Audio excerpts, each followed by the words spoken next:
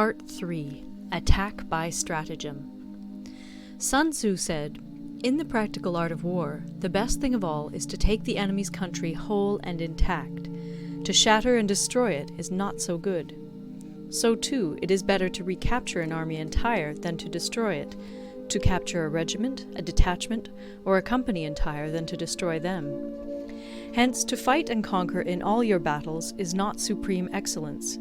Supreme excellence consists in breaking the enemy's resistance without fighting. Thus, the highest form of generalship is to balk the enemy's plans. The next best is to prevent the junction of the enemy's forces. The next in order is to attack the enemy's army in the field. And the worst policy of all is to besiege walled cities. The rule is not to besiege walled cities if it can possibly be avoided. The preparation of mantlets, movable shelters, and various implements of war will take up 3 whole months, and the piling up of mounds against the walls will take 3 months more. The general, unable to control his irritation, will launch his men to the assault like swarming ants, with the result that 1/3 of his men are slain, while the town still remains untaken. Such are the disastrous effects of a siege.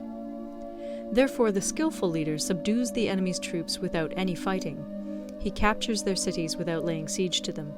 He overthrows their kingdom without lengthy operations in the field.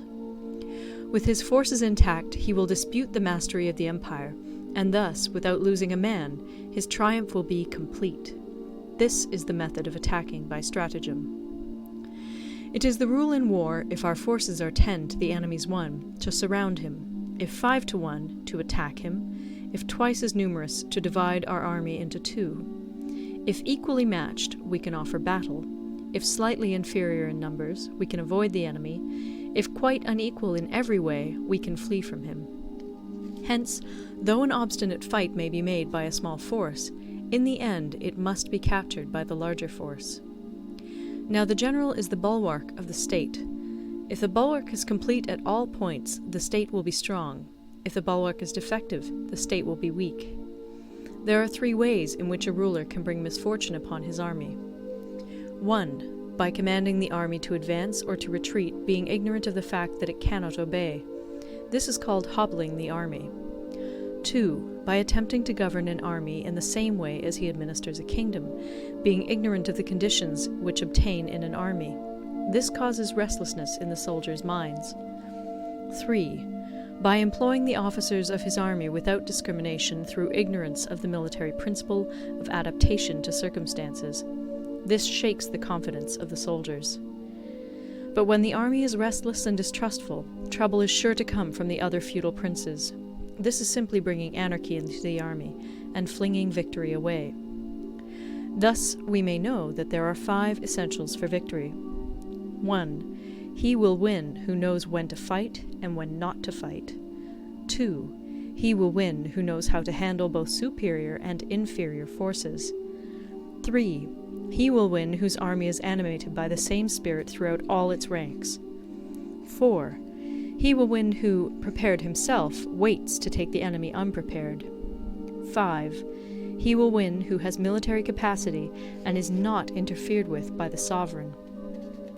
Hence the saying, if you know the enemy and know yourself, you need not fear the result of 100 battles. If you know yourself, but not the enemy, for every victory gained you will also suffer a defeat. If you know neither the enemy nor yourself, you will succumb in every battle. End of Part 3. Part 4. Tactical Dispositions. Sun Tzu said, "The good fighters of old first put themselves beyond the possibility of defeat, and then waited for an opportunity of defeating the enemy. To secure ourselves against defeat lies in our own hands, but the opportunity of defeating the enemy is provided by the enemy himself. Thus the good fighter is able to secure himself against defeat, but cannot make certain of defeating the enemy. Hence the saying, one may know how to conquer without being able to do it." Security against defeat implies defensive tactics. Ability to defeat the enemy means taking the offensive. Standing on the defensive indicates insufficient strength. Attacking, a superabundance of strength. The general who is skilled in defense hides in the most secret recesses of the earth. He who is skilled in attack flashes forth from the topmost heights of heaven. Thus, on the one hand, we have ability to protect ourselves, on the other, a victory that is complete. To see victory only when it is within the ken of the common herd is not the acme of excellence. Neither is it the acme of excellence if you fight and conquer, and the whole empire says, "Well done!" To lift an autumn hair is no sign of great strength. To see the sun and moon is no sign of sharp sight. To hear the noise of thunder is no sign of a quick ear.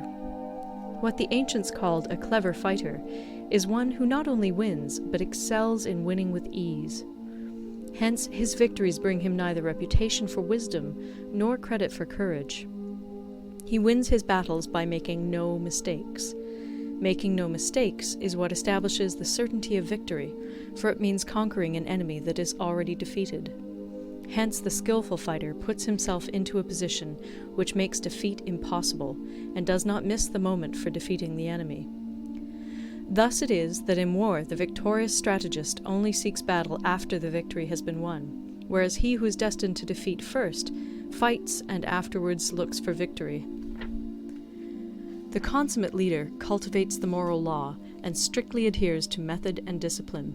Thus it is in his power to control success.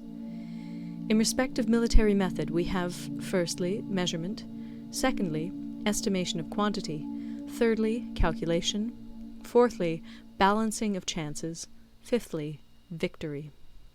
Measurement owes its existence to earth, estimation of quantity to measurement, calculation to estimation of quantity, balancing of chances to calculation, and victory to balancing of chances. A victorious army opposed to a routed one is as a pound's weight placed in the scale against a single grain. The onrush of a conquering force is like the bursting of pent-up waters into a chasm 1,000 fathoms deep. End of Part 4. Recorded in Toronto, Ontario by Moira Fogarty, October 2006.